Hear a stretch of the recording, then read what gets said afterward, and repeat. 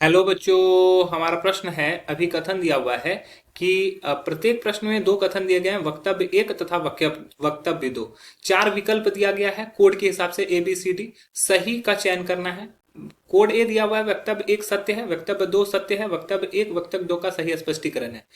दूसरा है वक्तव्य एक सत्य है, वक्तव्य दो सत्य है, वक्तव्य दो जो है वक्तव्य एक का सही स्पष्टीकरण नहीं है। तीसरा है वक्तव्य एक सत्य है, वक्तव्य दो असत्य है। और चौथा है कि वक्तव्य एक असत्य है, वक्तव्य दो सत्य है। अब वक्तव्य एक दिया हुआ है फ्रेंडलिज के अनुसार x by m K into P to the power 1/n। और कारण जो दिया हुआ है वक्तव्य दो समताप ताप के साथ अधिशोषक द्वारा अधिशोषित गैस की मात्रा के विभिन्न अवस्थाओं को दर्शाता है। पांच ऑप्शन यहाँ पे दे दिया गया है। चार ऑप्शन तो ऊपर में बताया गया था, लेकिन पांचवा ऑप्शन यहाँ पे दिया हुआ है कि अभिकथन और वक्तव्य दोनों असत्य हैं। चलिए समझते हैं इस प्रश्न को। अगर इस प्रश्न की मुख्य अवधारणा की बात करें तो मुख्य अवधारणा में हम लोग को समझना होगा किसके बारे में। मुख्य अवधारणा में हम लोग को समझना होगा अधिशोषण के बारे में। अधिशोषण किसको बोलते हैं? जब कोई ठोसीय परत पर कोई गैस या द्रव के कण चिपकते हैं तो उस प्रक्रिया को अधिशोषण बोलते हैं। अधिशोषण कितने प्रकार का होता है? अधिशोषण दो प्रकार का होता है। एक होता है हमारा भौतिक अधिशोषण और एक होता है हमारा रासायनिक अधिशोषण। ठीक है, इसके क्रम में कुछ साइंटिस्टों ने अपना अपना एक आलेख दिया था, तो उसमें से फ्रेंडलिज भी एक थे। फ्रेंडलिज ने भौतिक अधिशोषण के लिए अपना एक उन्होंने व्यंजक दिया। उस व्यंजक में था x by M equals to K into P to the power 1/n। जहां पर क्या होता है, जहां हमारा ताप नियत है, जहां पे ताप नियत रहता है।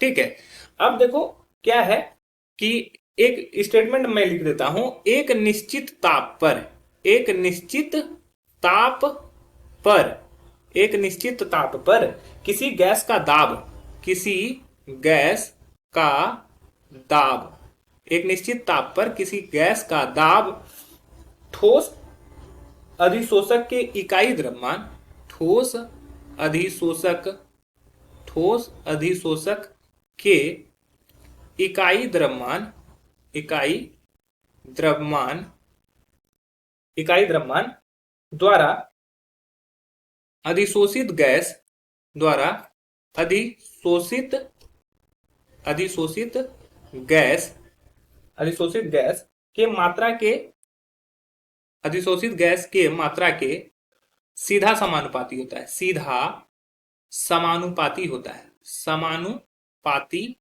होता है। ठीक है, तो पहला स्टेटमेंट तो हमारा जो दिया गया है यहाँ पे ये बिल्कुल सही है। अब वक्तव्य दो देखते हैं। समताप ताप के साथ अधिशोषक द्वारा अधिशोषित गैस की मात्रा विभिन्न अवस्थाओं को दर्शाता है। अब ये सीधा समानुपाती है तो इसका जो ग्राफ होगा तीन तरह का होगा। पहले सीधा जाएगा, फिर चर टाइप का होगा, फिर क्या होगा, नियत हो जाएगा। ठीक है, तो ये क्या होता है, अलग अलग ग्राफ दिखा रहा है, लेकिन यहां पर क्या हुआ है, विभिन्न अवस्था को दिखा रहा है, तो ये गलत हो जाएगा। अवस्था थोड़ी ना, ठोस द्रव गैस अवस्था को चेंज थोड़ी ना करेगा, तो ये विभिन्न अवस्था को नहीं दिखा सकता है। ठीक है, अलग अलग ग्राफ द्रव की अवस्था को दिखाता है, ये सॉरी दाब की अवस्था को दिखाता है कि वो दाब का जो ग्राफ होगा वो पहले क्या होगा, पहले सीधा होगा, फिर चर होगा, फिर वो नियत हो जाएगा। तो ये दूसरा स्टेटमेंट जो हमारा है वो गलत दिया हुआ है। तो हमारा वक्तव्य एक सत्य है लेकिन वक्तव्य दो गलत है, इसीलिए हमारा जो सही उत्तर हो जाएगा वो हो जाएगा ऑप्शन सी। अन्य ऑप्शन गलत हो जाएंगे। आशा है यह प्रश्न आपको समझ में आया होगा। धन्यवाद।